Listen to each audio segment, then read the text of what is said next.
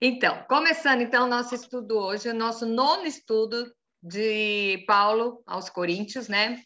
Quem já pegou o nosso estudo desde o começo, viu que a gente estava explicando o que acontecia, o que motivou Paulo a escrever essa carta para a igreja de Corinto, qual era o tema da carta. A primeira carta é uma resposta que ele dá a uma série de perguntas que a igreja faz para ele.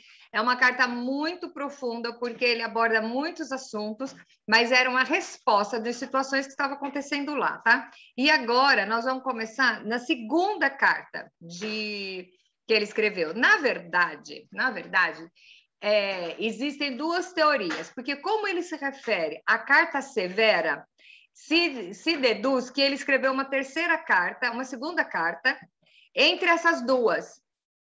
Mas já tem outros estudiosos que acham que a carta severa é a primeira. Agora, eu vou falar para vocês, se essa carta, a tal da segunda carta, não foi preservada, então é porque não devia ter nada muito relevante, porque se nós acreditamos que foi Deus que deu sabedoria para montar o cânon, que é o quê? O cânon é o quê? São os livros, os escritos que são canônicos, que são considerados como inspirados por Deus e que não se contradizem entre eles. Então, a nossa Bíblia, existem até alguns livros que tem, por exemplo, tem um livro histórico na Bíblia Católica que fala sobre os Macabeus, é um livro super legal de você estudar, mas é histórico. Então, é interessante você ver a parte de história, mas isso não quer dizer que ele não é canônico, porque algumas coisas durante o livro se contradiz com o contexto todo, tá? Então, os livros canônicos são o quê? São aqueles que são interligados, tá? Interligados, eles falam da mesma mensagem, não se contradizem, então foi esse critério. Até já fiz um estudo uma vez muito legal sobre os livros canônicos, por que existem e por que não existem, quais são os que entraram, os que não entraram. Até um estudo muito interessante, a gente pode fazer até em outra oportunidade.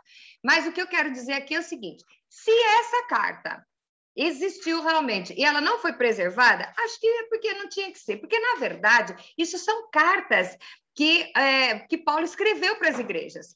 E foram preservados porque o assunto até era interessante, mas não quer dizer, era uma carta. Então, vocês podem ver, tem uma carta que ele fala assim, olha, vai ficar frio, me manda o casaco, né? Então, é carta mesmo, que ele está respondendo para as pessoas. Então, essa carta, a segunda carta aos Coríntios, ela não se sabe se ela foi a segunda ou a terceira a ser escrita, mas eu acho que isso não é relevante, já que é a segunda que foi preservada, então nós vamos estudar ela como a segunda carta de Paulo aos Coríntios, tá? Então, é assim, Paulo faz meio que vamos dizer, uma terapia. Então, a primeira pergunta qual é o tema principal dessa carta? E é muito interessante porque você vê Paulo de outra maneira nessa carta. E eu quero estudar com vocês para ver que se vocês têm a mesma visão que eu tenho sobre isso, porque ele começa assim, depois de ele ter escrito tudo aquilo na primeira carta aos Coríntios, nós vamos ver que ele começa, o tema principal, ele resume aqui no primeiro capítulo, tá? Então ele diz o seguinte: bendito seja o Deus e o Pai de nosso Senhor Jesus Cristo, Pai de misericórdia, Deus de toda a consolação, que é assim que ele começa todas as cartas. É ele que nos conforta em toda tribulação, para podermos consolar o que estiverem em qualquer angústia, com a consolação com que nós mesmos somos contemplados por Deus, tá? Então, eu quero só fazer um parênteses aqui. Normalmente, sabe quais são as poesias de amor mais bonitas? São aquelas que são escritas por alguém com uma tremenda dor de cotovelo. Presta atenção. As músicas românticas mais bonitas são aquelas escritas quando o cara está sofrendo de amor. Então, é comum você escrever sobre aquilo que você está sentindo. Então, ele fala da tribulação e ele vai ver. Então, você vê que ele não estava num momento assim é muito diferente da carta que ele tem nos Filipenses, que é alegrai-vos do Senhor, toda vez fala alegrai-vos, alegrai-vos. Essa carta tem um outro teor, tá?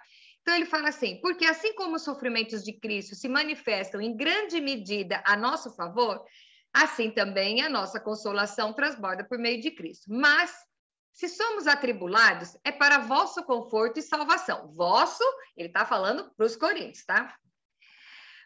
E se somos confortados, é também para o vosso conforto, o qual se torna eficaz, suportando vós com paciência os mesmos sofrimentos que nós também padecemos. Então, ele está se colocando, se comparando as tribulações e sofrimento dele para consolar os irmãos da igreja de Corinto. Então, eles deviam estar meio com a moral baixa para ele estar escrevendo isso. Então, ele se identifica com eles e ele tenta passar o consolo e a esperança dele própria para poder consolar os irmãos da igreja de Corinto, tá? Então, se deduz que essa carta também foi uma resposta num momento muito específico da igreja de Corinto, tá? Aí ele fala: a nossa esperança a respeito de vós está firme, sabendo que, como sois participantes dos sofrimentos, assim sereis da consolação. Vamos só lembrar aqui que aí as pessoas pegam o versículo isolado e pega assim, então ele está falando vós, né, a respeito de vós, a nossa esperança a respeito de vós. Gente, aqui ele está falando com os coríntios, tá? Ele está falando um problema pontual da igreja de Corinto, tá? Então, o que ele está falando? Que se eles são participantes dos sofrimentos, tem que ser da consolação também, tá?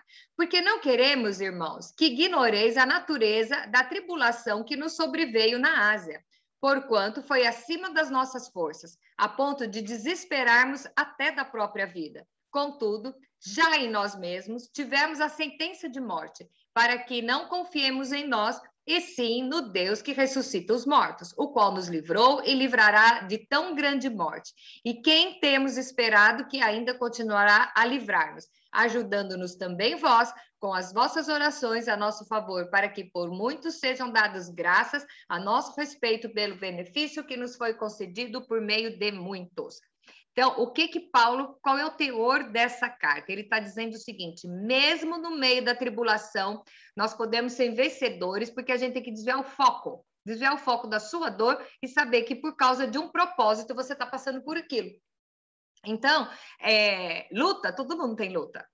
Eu tenho certeza que se eu perguntar aqui, todo mundo tem a sua luta. E eu acho muito arbitrário eu resolver achar que a minha luta é maior que a sua, tá? Porque a luta é grande aos olhos de quem está sentindo. Então, de repente, para você, a minha luta é uma bobagem, mas ela está doendo em mim. E eu lembro da minha mãe que ela dizia assim: nunca menospreze o problema de uma criança. Porque para você é banal, mas para ela é importante. Então, minha mãe sentava, se alguém estava chorando, ela sentava e escutava. O que aconteceu? Porque ela dizia para a criança é o maior problema dela, que de repente é o quê? Fugiu o passarinho, né? E você está preocupada com o Talibã, mas para ela é aquele mundo. Então, não menosprezar a luta do outro, porque cada um tem a sua luta, o seu limite. Né? Então, o que ele fala? Nós sabemos que as nossas lutas, se a sua luta tem um propósito, você tem que saber que Deus vai estar no controle. Então, é diferente, por isso que é legal você ter identidade. Porque Paulo fala lá para os romanos: sabemos que todas as coisas cooperam para o bem dos que amam Deus, os que têm um propósito. Se você tem um propósito na sua vida, pode se levantar o que for, que você sabe que vai ter um fim proveitoso, é para o seu bem. Então você não se desespera. Mas o problema é que a gente esquece dessas coisas. Nós conhecemos aqui de cor as promessas, nós conhecemos aquilo que a gente ouve na igreja, mas na hora de saber se tem aqui, aí é que o bicho pega. Porque aí você titubeia. Aí você conhece todas as bênçãos, todas as coisas da sua cabeça na teoria, aí quando acontece alguma coisa, você pega o telefone e liga para a Sayonara e fala assim: eu tenho que me preocupar com isso, né? Então, o negócio é assim que acontece, tá? Aí você vê assim: nossa, como eu sou cabeçona. Mas é isso mesmo, olha lá, outra dando risada.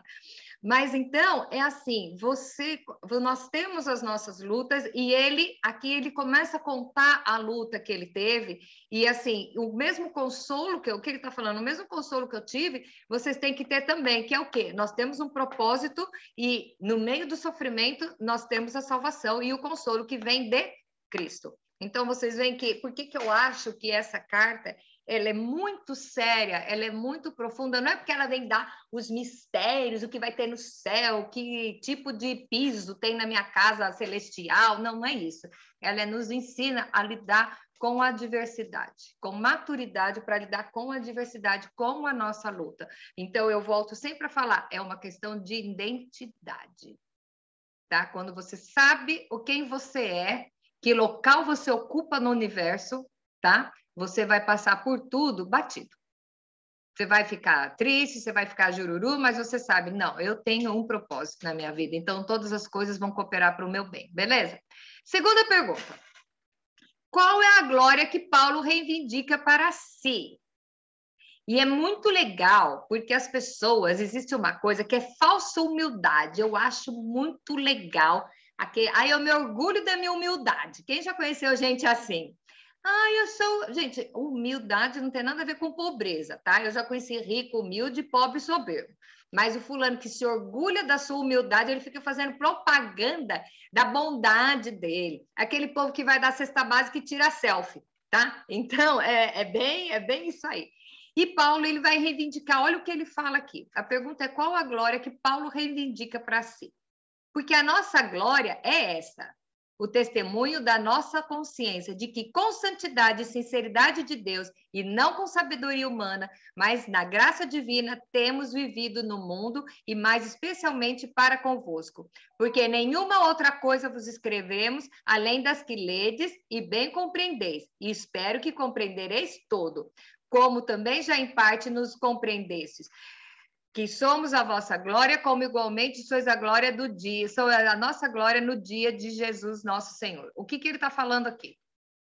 A glória o mérito que ele reivindica é de ter a consciência tranquila que tudo que ele ensinou foi aquele que ele recebeu de Deus, tá? E o mais legal que eu acho aqui é no último versículo que ele fala que a glória da igreja de Colossos é a glória dele. Então, ele fica feliz de saber que o outro está bem. Então, legal, né? De repente, você vai ajudar alguém e você vê que essa pessoa está boa. Então, você fica feliz porque ele está feliz, porque ele está bem. A glória dele é o quê? É a sua paga. Você não está querendo, sabe? Troféuzinho, nem medalhinha de... Como é que é? Troféu Madre Teresa de Calcutá, né? Para todo mundo que ajuda os pobres. Não. Ele está falando que ele se alegra com a vitória do outro. A vitória do outro é o prêmio dele. Que nível de evolução, né, gente? Porque a gente quer ser reconhecido. Aí tem uma musiquinha na igreja que a gente cantava muito que diz assim: eu não preciso ser reconhecido por ninguém. Gente, é um hino muito lindo. Mas depois sai do culto, fala assim: pastor não olhou na minha cara. Trabalhei tanto para esse evento, ninguém nem deu bola. Peraí, você acabou de cantar que não precisa ser reconhecido por ninguém, que ser reconhecido só por Deus. Ô, hipócrita, vamos lá tratar isso aí, né? Então, são as coisas que o nosso eu, o nosso ego precisa ser afofado. E a gente dá corda para isso, gente. Vamos aprender a saber a identidade. O que você está fazendo aqui? Você não está se autopromovendo. Você tem que trazer as pessoas ao amor de Cristo, para as pessoas verem Cristo através de você. Então, eu imagino que é assim. Isso minha mãe que explicou também. Levar as pessoas para Cristo é você pegar uma criança e pegar na palma da mão. Cristo está atrás, você está na frente, você está trazendo a pessoa. Até chegar no ponto que ela anda sozinha, você sai da frente e a pessoa caminha até a cruz. Então, esse é que é a pessoa que realmente leva a pessoa para Cristo. Aquele que quer que a pessoa fique dependente dele mesmo, então ele está atrás da sua vanglória. E olha, eu vou falar para vocês, o limite é ínfimo. A linha é muito tênue, é muito pequena, porque é uma armadilha também do inimigo de ficar enchendo a nossa bola. Quando você souber que você não é nada, que você depende tudo do Senhor, a glória é toda dele, e a nossa glória é saber que você fez um trabalho honesto, o que Paulo está falando, né? Ele tem a consciência tranquila, que ele foi sincero e ele passou para a igreja de Corinto tudo aquilo que ele recebeu. E ele pode se orgulhar disso, porque realmente ele fez, tá? E ele sabe que a recompensa que ele quer é ver o outro bem. Será que nós estamos querendo, a nossa recompensa é ver o outro bem, ou é ganhar um presente, ou né, sei lá, quantos likes na sua publicação, quantos compartilhamentos, né? Agora a moda digital é assim, né? Vamos lá. Aí a terceira pergunta é por que Paulo atrasou a viagem para Coríntio? Gente, essa aqui é muito legal. Ele disse que ele ia para Corinto e ele acabou atrasando a viagem. Ele diz assim: com essa confiança, resolvi primeiro encontrar-me convosco, para que tivesseis um segundo benefício, e por vosso intermédio passar a Macedônia e da Macedônia passar a encontrar convosco, e serem encaminhado por vós para a Judéia. Então, primeiro, ele foi para Macedônia, ele ia primeiro para Corinto, mas ele foi para Macedônia primeiro para depois voltar e ficar mais tempo lá, tá? Aí vem dizendo, aí a próxima ele vem explicando qual que era esse projeto, tá? Porque reclamaram que ele tinha dito que ele ia e ele não foi, e a igreja reclamou. Então ele explica aqui. Determinando isso, porventura terei agido com leviandade de querer atrasar aí depois? Ou ao deliberar acaso delibero segundo a carne, de sorte que não haja em mim simultaneamente sim ou não? Antes, como Deus é fiel, a nossa palavra para convosco é sim e não. O sim, sim, e o não é sim. É não.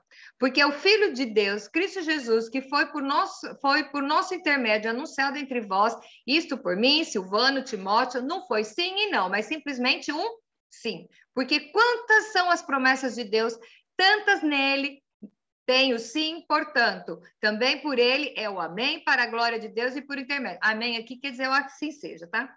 Mas aquele que nos confirma convosco em Cristo nos ungiu é Deus. Então, ele está falando aqui, eu tomei essa decisão, não foi por leviandade, foi porque eu pretendia ir com vocês para levar mais coisas. Então, para de reclamar. Na verdade, ele está falando, ô criançada, para de reclamar, tá? Porque ele resolveu ir lá para ficar mais tempo. Então, ele fala, eu, porém, por minha vida, tomo a Deus por testemunha de que, para vos poupar, não tornei ainda Corinto. Não que tenhamos domínio sobre a nossa fé, mas porque somos cooperadores de vossa alegria, porquanto pela fé já estáis firmados. Tinha uma igreja que precisava mais dele. E o pessoal ficou melindrado porque ele foi para Macedônia, tá? E aí ele fala, e eu deliberei que eu não quero encontrar com vocês em tristeza. Olha que legal. Ele gostava tanto da igreja de Corinto que ele estava muito mal.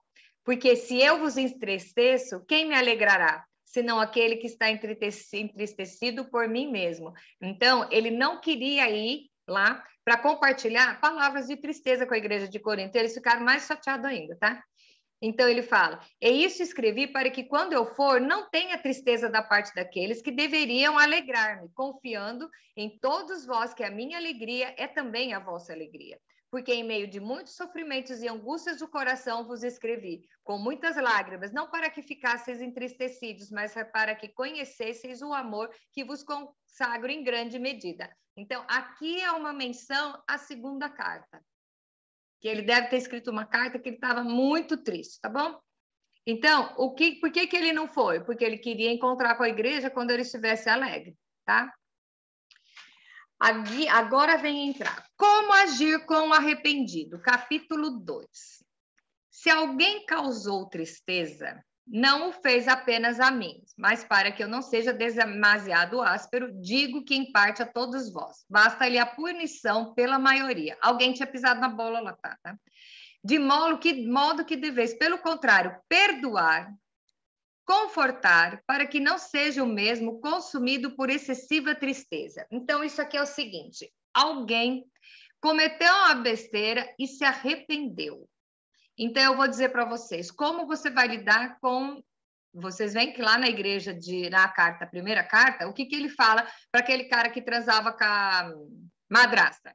Põe para fora, certo? Seja duro. Os falsos profetas e os falsos mestres, não se quer comais com eles. Ele é bem duro aqui. Aqui ele já fala diferente. Por quê? Ele fala que a pessoa se arrependeu. Então, vamos fazer um exercíciozinho aqui nós, né? Qual é a pessoa que mais te magoou e veja se ela se arrependeu. Porque se ela se arrependeu, pelo contrário, perdoa e conforta-o. A maturidade nossa de atrás e quem pisou na bola e está pedindo perdão, você fala assim, foi nada, cara, mas de repente arrancou sua mão fora, né? Aí fala, você tem que perdoar, confortar para que ele não seja consumido por excessiva tristeza, pelo que confirmeis com ele o vosso amor. Gente, isso não é fácil. Mas aí você vai dizer, a gente tem que agir assim com todo mundo. Então vamos falar uma regrinha simples e vamos decorar e escrever se for possível. Não existe perdão se não houver arrependimento. certo? E não existe arrependimento se não tiver mudança de comportamento. Aquela pessoa que fica pedindo perdão 500 vezes pela mesma coisa, ele não se arrependeu. Aí você não é obrigado a agir dessa maneira, certo? Vai agir como daquela maneira que Paulo fala na primeira carta. Aqui ele está falando ao arrependido. Ao arrependido, como você vai saber que a pessoa se arrependeu? Porque ela mudou o comportamento. Se ela mudou o comportamento, ela merece perdão. Certo? Então, eu sempre... Não existe perdão se não tiver arrependimento. E você vê que não teve arrependimento se não houver mudança de comportamento. Se continua fazendo a mesma coisa, não está arrependido. Falou assim, desculpa aí só para amenizar no primeiro momento, tá? Agora, se a pessoa se arrependeu mesmo, aí o que você vai fazer? Perdoar, confortar, não é simplesmente vou engolir, é confortar. Você está disposto a confortar aquele que te ofendeu e que está arrependido? Para que ele não seja consumido pela tristeza, eu falo assim, agora ele vai ver. Tudo que eu passei, agora ele vai ver. Não vou fazer nada, mas vai sofrer a consequência. Lei do retorno, lei do retorno. É assim que você age com o arrependido. E aí é que vem aquela frase triste, né? Triste para a gente escutar, mas que foi o amor de Deus, né? Que tá lá, né? Que você tem que perdoar, pedir perdão, né? Perdoar do mesmo jeito que nós somos perdoados, né? Então, como você está lidando com o arrependido, o verdadeiro arrependido? Você está disposto a ir lá amar e confortar? Gente, amar eu não queria que o cara se ferre, tá? Mas ir lá confortar o cara que prejudicou você é difícil, né? Então, Paulo está falando aqui. E foi por isso também que vos escrevi, para ter prova de que em tudo sois obedientes. Quer dizer, ele estava demandando o povo agir assim, né? A quem perdoais alguma coisa, eu também perdoo. Porque, de fato, o que tenho perdoado, se alguma coisa eu tenho perdoado, foi por causa de vós, que eu fiz na presença de Cristo, para que Satanás não alcance vantagem sobre nós, pois não lhe ignoramos os desígnios. Isso quer dizer o quê? Quem age na falta de perdão, na mágoa, é Satanás. Aqui é Paulo que está falando. Se você der corda para amargura, tá? E sentido de vingança, isso é desígnio de Satanás. Eu não vou dar corda para ele. Então, como é que é a história dos dois bichinhos aqui? Um falando, qual que você vai alimentar mais? Você vai alimentar quem? Aquele que está dizendo para você, vai mesmo, se ferra, ele merece, fez, sacaneou, vai queimar no inferno. Né? Ou você vai ouvir aquele que está falando, engole, chupa essa manga e vai confortar ele porque ele está arrependido. E eu vou falar para vocês, o amor cobre multidão de pecados. E é sobre o amor que nós vamos falar no domingo. Se preparem, porque vai ser muito legal. Spoiler de domingo, tá bom? Então, vamos lá. Pergunta 6. Deixa eu ver aqui, baixar aqui. Aí, ele fala que ele foi para Troade, né? Então, ele fala por que ele não teve... a pergunta é por que ele não teve paz em Troade? Então, ele explica que ele foi para Troade, chegou lá, e ele não teve tranquilidade no espírito porque ele não encontrou Tito. E aí, por isso que ele foi correndo para Macedônia. Tá? Então, ele fala que foi em Troade porque ele não encontrou Tito, não é porque aconteceu nada, mas ele está escrevendo uma carta explicando o que aconteceu na viagem dele, tá? 7. O que Paulo quis dizer com o bom perfume de Cristo? Esse é máximo. Vamos lá. 2, 14 e 16. Graça, porém, a Deus, que em Cristo sempre nos conduz em triunfo e, por meio de nós, manifesta em todo lugar a fragrância do seu conhecimento. Deus em Cristo. Porque nós somos para com Deus o bom perfume de Cristo, tanto nos que são salvos como nos que se perdem. O que acontece aqui? Nós somos para Deus o bom perfume de Cristo. Sabe o que é bom perfume? Não. Bom perfume é aquele que você tem prazer em sentir. Você quer. Então, a gente vai escolher um perfume legal. Eu fui escolher o produto, eu escolhi o perfume que eu uso, porque eu acho que é legal. Então, o que é? Nós somos o bom perfume de Cristo para Deus. Quando Deus olha para nós, ele sente prazer em nos ver, porque nós somos o perfume de Cristo. Gente, olha que coisa legal. E por que nós somos assim? Pelo nosso mérito? Não. Porque Deus olha lá de cima, ele não vê a Kátia. Ele olha lá de cima, ele vê o sangue do filho dele cobrindo a Kátia. Já pararam para pensar nisso? Que valor que você tem para o coração de Deus? Então, o aroma, nós somos o quê? Nós somos o aroma que agrada a Deus. Aí eu pergunto para mim e para você, nós estamos sendo um aroma agradável para Deus hoje? Com as atitudes que eu tive hoje durante o meu dia, Deus olhou e sentiu prazer em me ver e ver o meu comportamento. Eu fui tão agradável como um bom perfume para Deus hoje, no meu dia de hoje, né? Pergunta 8. No verso 17, como ele se refere à forma dele pregar o evangelho. Gente, aqui é legal também, bem atual.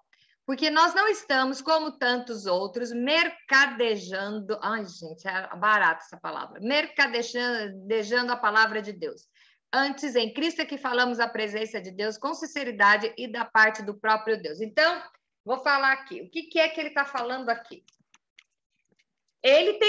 Nós já conversamos isso nas outras cartas dele. Paulo tinha direito, já que ele fazia tendas, tá? Mas já que ele tinha esse trabalho tão intenso de assessoria nas igrejas, gente, a gente precisa comer, concorda? Então, ele era digno de receber oferta das igrejas, certo?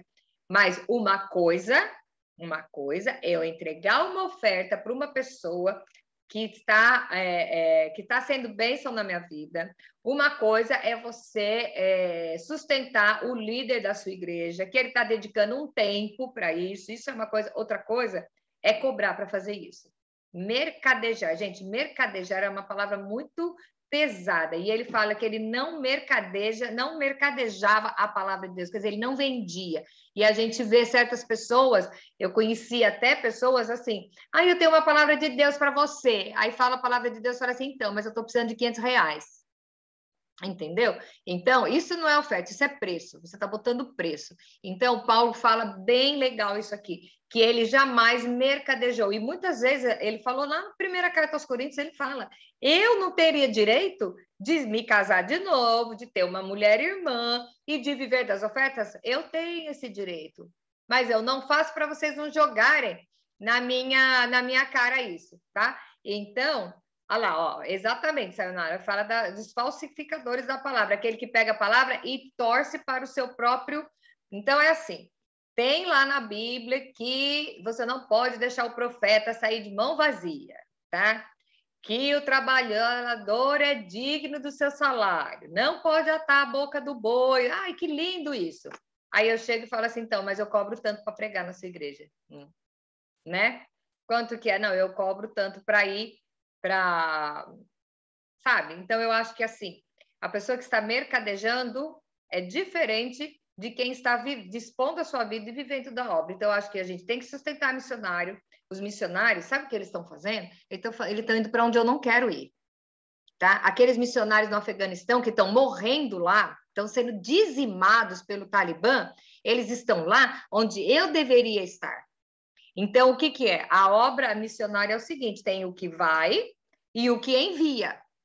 Então, se eu não posso ir, nada mais justo do que eu contribuir para que ele vá. Então, é o seguinte, só porque é missionário, é pastor, é pobre, tem que viver em humildade? Em humildade não, em pobreza mesmo, vamos falar a verdade, muito pelo contrário. Então, eu acho assim, se o líder da sua igreja passa necessidade, a vergonha é para você, que você não dá conta de honrar a pessoa que está te instruindo, que está cuidando da igreja, você está entendendo? Então, eu acho assim, a coisa mais ridícula é a gente falar assim, eu não vou entregar meu dízimo para o padre, para o pastor, ou sei lá para quem, né? Porque ele vai gastar. Não, primeiro que dízimo é um negócio, é seu papo com Deus. Do jeito que o cara vai gastar, o problema é dele, tá? Então, é assim, olha o carro que ele ganhou, olha a roupa que ele usa. Ô, gente, vem cá, o seu líder, ele tem que ser o espelho de você. Então, se o seu líder passa perreio, o que acontece? É porque você é pão duro. Desculpa aí, entendeu? Mas a palavra é exatamente essa. Como você está honrando... Gente, eu estou cansada de ver na igreja, vocês não acreditam. O cara vai, oferta de amor para Deus, dá R$1 ou $1. Sai da igreja, vai no restaurante e gasta 60. E qual que é a oferta de amor? a oferta de gorjeta no restaurante, 20% da conta, e leva $1 ou R$1 de oferta na igreja. Eu não estou falando aqui, defendendo esse povo, não, mas eu acho que existe um limite aí. Você tem que saber que aquele que prega a palavra, Paulo, por exemplo, ele fazia tendas, ele aprendeu a fazer tendas com o Átila e a Priscila, né? O Áquila e a Priscila, porque ele foi discipulado por eles, né, durante uns 3 anos lá, e ele aprendeu a fazer tendas, e ele fazia, e ele fala, eu trabalho para vocês não jogarem na minha cara, resumindo é isso, tá? Mas ele não sai pedindo. Então, ele merecia ter ajuda de custo, vamos dizer assim, ajuda de custo, ele merecia, porque ele estava dedicando o tempo dele a isso, mas nem por isso ele cobrava, ele não mercadejava. Então, eu quero que vocês entendam a diferença entre oferta e mercadejar, tá? O negócio é bem por aí, certo? Então, com isso a gente encerra o nosso estudo de hoje, que é explicando o quê? Com o que resume aqui?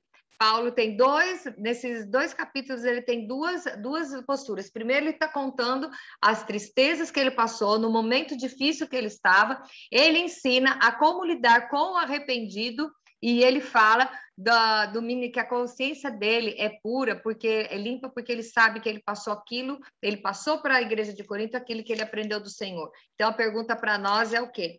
Nós estamos nessa?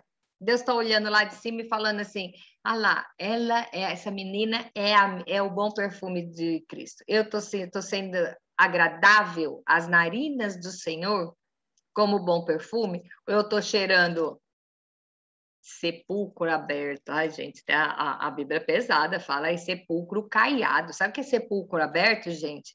É aberto com cadáver. Vocês já viram carne de gente fedendo?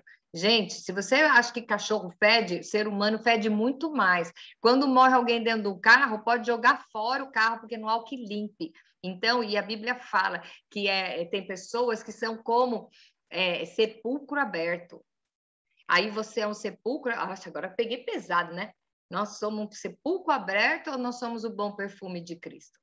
Com as atitudes que você teve hoje durante o seu dia. Tá? Você está com a sua luta, qual é a sua identidade? Você sabe que a sua luta Deus está cuidando, é uma aprovação, é um momento, porque você sabe que tem um propósito, ou você vai se desesperar, meter a cabeça na parede? E como você vai lidar com o arrependido? Eu não estou falando com sem vergonha. Com sem vergonha, Paulo falou lá, nem comais com ele, mas com o arrependido realmente. Como saber que o cara se arrependeu? O cara que eu digo é o cara ou a cara, né? Como você vai que se arrependeu? Se tem mudança de comportamento. Não é só perdoar, é ir lá e consolar. E amar, para que ele não fique triste. Isso é um nível de maturidade que eu espero que nós consigamos. Nós conseguimos, porque já que nós vamos entrar no céu desfilando, a gente tem que chegar nesse nível para entrar tudo de bracinho dado, assim, né? Então, essas são as lições que nós tiramos essa semana, né? Que eu acho que é muito importante você lembrar nas suas atitudes. Eu estou sendo o bom perfume de Cristo, eu estou entendendo e reconhecendo o arrependido, como eu estou agindo com o arrependido, tá? E como eu estou encarando a minha tribulação. Então, agora já é um negócio bem de papo de psicólogo, né? De você ver e tentar rever o seu comportamento e esperar o estudo da semana que vem, que é a continuação da 2ª carta aos Coríntios, tá bom?